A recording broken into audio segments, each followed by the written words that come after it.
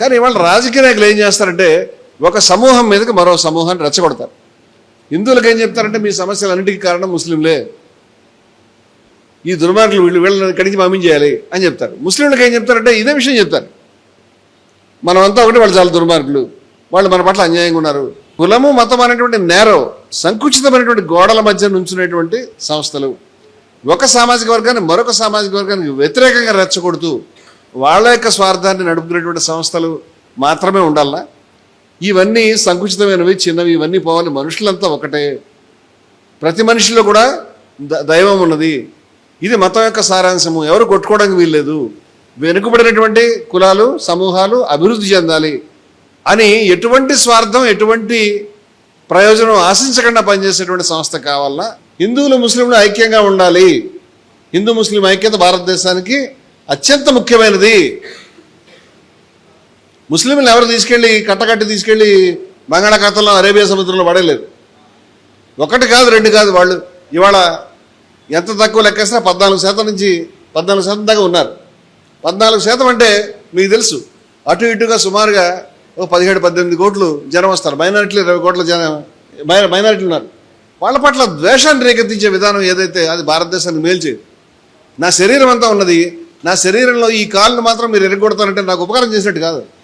నేను నడవలేను. ఆ తర్వాత పోనీ చెయ్యని ఎరగొడతాం, చిన్నదే కదా, అది కూడా నాకు ఇబ్బంది కలుగుతుంది. అంచేత దేశంలో ఏ సమూహానికి వ్యతిరేకంగా మాట్లాడే వాళ్ళు దేశానికి వ్యతిరేకంగా మాట్లాడుతున్నట్టు అర్థం. ఈరోజు ఒక సమూహాన్ని భయాందోళనకు రేకెత్తించి మరొక సమూహంలో విద్వేషాన్ని నింపి వాళ్ళని వీళ్ళ మీద రెచ్చగొట్టి ఇలాంటి సంఘటనలు మనం ప్రతిరోజు పేపర్లో చదువుతూ ఉన్నాం. ఏదైనా ఒక రేపు జరిగింది, ఏదైనా ఒక అత్యాచారం జరిగిందంటే మామూలుగా దాన్ని తీసేస్తారు. ఆ రేప్ చేసిన వాడు ముస్లిం అనేటువంటి కనిపిస్తే దాని గురించి సోషల్ మీడియాలో ప్రచారం మొదలవుతుంది. చూడండి ఈ దుర్మార్గుడు ఈ విధంగా మన హిందూ అమ్మాయిని పట్టుకున్నాడు. అలాంటి సంఘటనలు చాలా ఉంటాయి. చాలాసార్లు దాంట్లో హిందువులు ఉంటారు, దాన్ని నేను పట్టించుకోడు. ఇది సమూహానికి వ్యతిరేకంగా సమూహాన్ని రెచ్చగొట్టే విధానం. ఇది గతంలో జరిగింది. మన దేశం చీలిపోయింది. మన దేశం మతపరమైనటువంటి విద్వేషం కారణంగా చీలిపోయినప్పుడు లక్షల మంది చచ్చిపోయారు. 20 లక్షల మంది జనం చచ్చిపోయారు. 1.5 కోటి మంది అటు నుంచి ఇటు వెళ్ళారు. చాలా ఘోరమైనటువంటి పరిస్థితి. గాంధీ గారు, గఫార్ ఖాన్ అలాంటి వాళ్ళు అనేక మంది ఆపలేకపోయినారు. ఇవాళ ఎవరైతే రెచ్చగొట్టి విడదీశారో వాళ్ళు హిందువులు ముస్లింలు ఇవాళకి బలంగానే ఉన్నారు. వాళ్ళు చెడగొడుతున్నారు మొత్తం వాతావరణం అంతా. అందువల్ల అటువంటి విపత్తు మళ్ళీ సంభవించకుండా ఏదైనా జరిగినప్పుడు పట్టించుకోవడం వేరు. ఇవాళ దేశ విభజన జరిగింది, లక్షల మంది చచ్చిపోయారంటే 1 గంటలో జరగలేదు. అది దాని వెనకాల 10 ఏళ్ళు పని జరుగుతుంటుంది.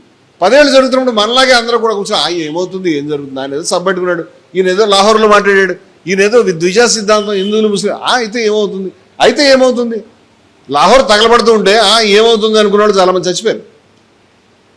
ఇవాళ మన చుట్టూ ఉన్న వాతావరణం ఆ విధంగా జరుగుతుంటే బస్సుల్లో ట్రైన్లలో ప్రయాణం చేయలేని పరిస్థితులు ఉంటే, సిటీల్లోకి వస్తే ముస్లింలకు ఇళ్ళు ఇవ్వాలనేటువంటి పరిస్థితి.